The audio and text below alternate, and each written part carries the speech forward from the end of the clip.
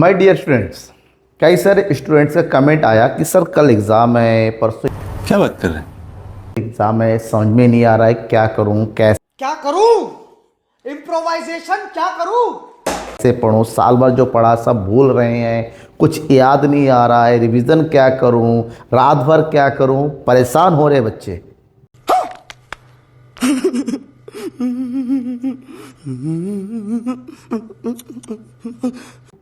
इतना ज़्यादा परेशान हो रहे हैं कि कुछ लोगों ने कॉल किया और कॉल में रोने लगे, अरे सर क्या करूं बताइए। देखिए,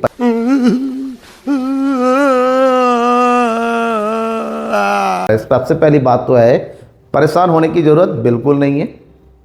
और बात रही कि आपकी स्ट्रेटजी कैसी होनी चाहिए कि अगर मान लीजिए कल आपका पेपर है, किसी भी सब्जेक्ट का पेपर है, तो आज आप क्या करें। लेकिन तू कर भी क्या सकता है यार। हाँ, मैं कर क्या सकता हूँ। तो बिल्कुल परेशान मत होइए, आप इस वीडियो को देखिए, उस वीडियो को देखने के बाद फिर अपनी स्ट्रेटजी को अपने हिसाब से बनाइए। अच्छा, हमको सिखा रिया है। अच्छा, देखिए, सबसे पहली बात तो यह है, अगर आपने साल भर पढ़ा ही नहीं किया तो आप केवल एक रात में, दो रात में पढ़ के बहुत कुछ उखाड़ पाने वाले हैं तो है नहीं।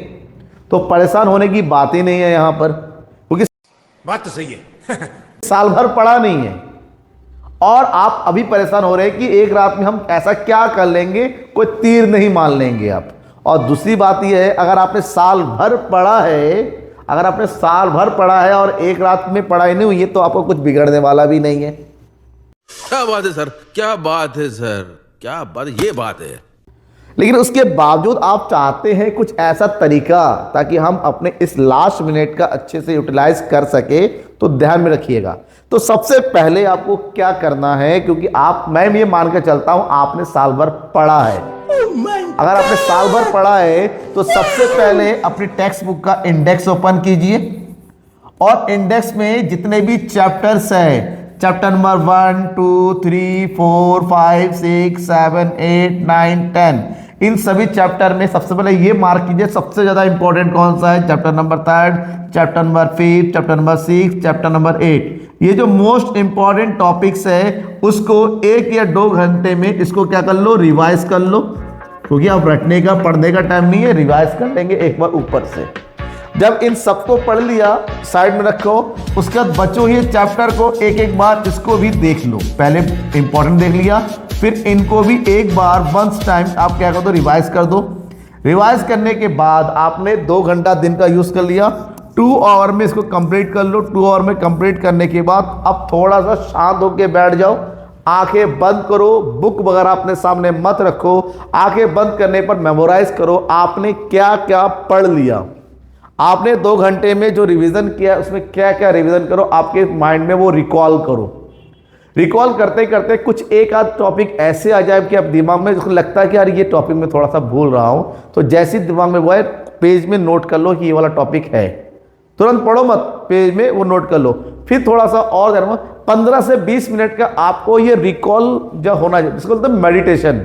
एग्जाम से ले, वो मेडिटेशन होने के बाद आपके दिमाग में कुछ ऐसा पॉइंट आएगा कि आपको लगता है कि इन 2 पॉइंट को हमें पढ़ना चाहिए, तो बाद में उसको खोल के पढ़ो। पढ़ने के बाद एक बार रिलैक्स हो जाओ, थोड़ा सा बातें करो घर वालों से, क्योंकि सबसे बड़ी प्रॉब्लम ये होती है जब हम बहुत ज़्यादा परेशान होते हैं तो हम दूसरों से बातें करना बंद कर देते हैं। बातें अपने दोस्तों से ना करके सीधा अपने किससे करो, परिवार वालों से करो। कोई कभी कभी दोस्त बातें करते करते ऐसी बातें भी बोल देते हैं जिससे आप और ज़्यादा परेशान हो सकते हैं। लेकिन डायरेक्टली किससे बात करो, अपने परिवार वालों से बात करो, अपने मम्मी से बात करो, अपने पापा से बात करो, अपने छोटे भाई से बात करो, अपने बड़े भाई से बात करो, एग्जाम से रिलेटेड बात करो, जिससे आपका मन कुछ हल्का हो। देखना उसके मन बात करने के बाद आपका मन अगर हल्का हो जाता है तो आप बिल्कुल अच्छा फील करेंगे और आपका पेपर अगले दिन भी अच्छा होगा। तो ये तो रहा तैयारी, कुछ और चीजें बात ध्यान में रखेंगे। रुको जरा, सब्र करो कि आप अगर आपका मान लीजिए आपका अगर पहला पेपर है आज, तो अगर जैसे क्लास 12th वालों में सीबीएसई का पहला पेपर कब को है, 17 को है, मंडे को है, फिजिकल एजुकेशन का। तो अगर उसकी तैयारी करनी है तो आपने इससे पहले कुछ भी नहीं दिया, तो आप अपना एक रफ नोटबुक उठाओ और रफ नोटबुक में 2-4 इंपॉर्टेंट क्वेश्चन लिख लो।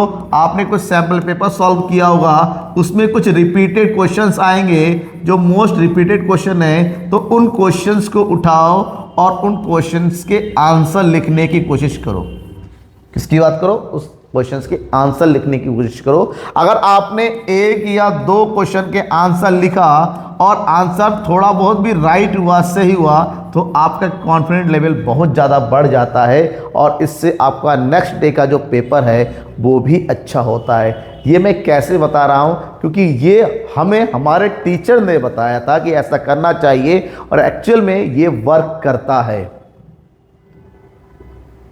ये वर्क करता है। और आप भी आजमाइश करके देखो, आप भी करके देखो कि आप पूरी बुक तो नहीं पढ़ सकते एक या दो दिन में, लेकिन आपको मैंने बताया था रिवीजन का तरीका, उसके बाद किस तरह से करना है, फैमिली से बात करने, सब कुछ हो जाए, उसके बाद एक बार एक या दो क्वेश्चन के आंसर लिख के देखो। आपको लगता है कि इनफ है, बस अब क्या करना है? अब कुछ नहीं करना है, क्योंकि कल एग्जाम है।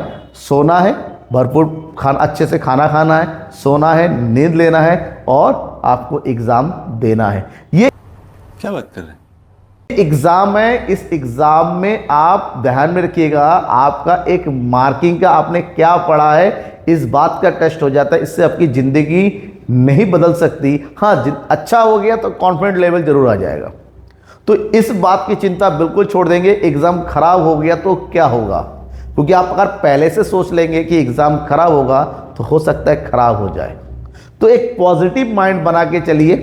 अगर आपको कुछ डर लग रहा है किसी तरीके का, तो पेरेंट्स से तुरंत बात कर लीजिए, उसके बारे में देखना बहुत कुछ हल्का फील हो जाएगा। जो कुछ भूल भी रहे थे वो भी याद आना शुरू हो जाएगा। आप एग्ज़ाम देने जा रहे हैं, वहाँ पर आपका गला नहीं काटा जा रहा है, वहाँ पर आपके साथ मारपीट नहीं की जा रही है जो आप इतना ज़्यादा डरेंगे। तो डरना नहीं है, फियरलेस हो जाइए, बी कॉन्फिडेंट हो जाइए और थोड़ा बहुत जो रिवीजन के कसर बचा है, जो मैंने बताया तरीका, उसको अप्लाई कीजिए और अपना पेपर अच्छे दीजिए। सबको best of luck and bye.